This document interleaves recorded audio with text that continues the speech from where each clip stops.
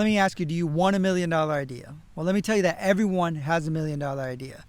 And when I say $1 million idea, it doesn't just have to be monetarily. It could be that idea that can change your life, your relationship, your career.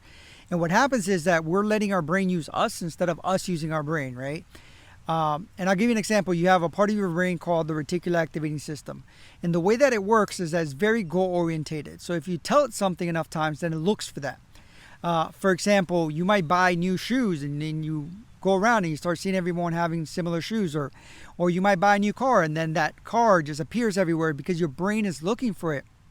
And I could say for my own life, whether it was my business, when I started a photography company, I put it out there that this is what I want to created the vision and everything. And I heard people talking, on the side, talking about that they need a photographer. And my brain picked it up. Because again, your brain has like a million bits of information that it's picking up, but is only able to process like a small amount of that.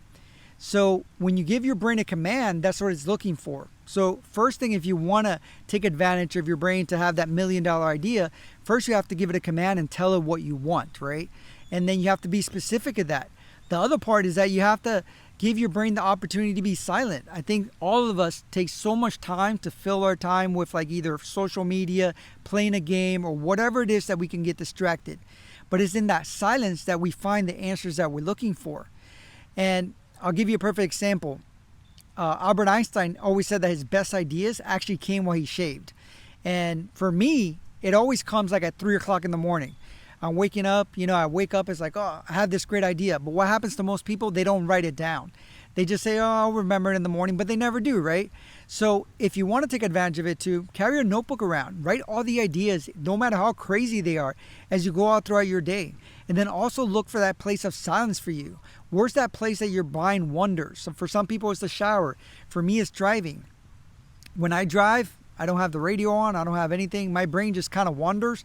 And when you allow your brain to wander, then you're allowing your brain to have that opportunity to really process things, to give you the ideas. And again, when it comes up, write it down.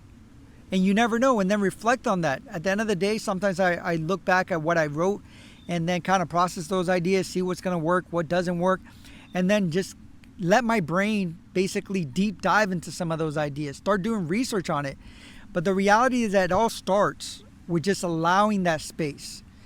Giving your brain a command, because if you're giving the brain the wrong commands, it's going to search for the wrong things. So give your brain the command of the things that you want to create, and once you do that, have the opportunity to actually give your brain that space and then write it down. And if you do that, you'll realize that you have ideas that you would have never imagined that can transform your life. Again, it doesn't have to be monetarily.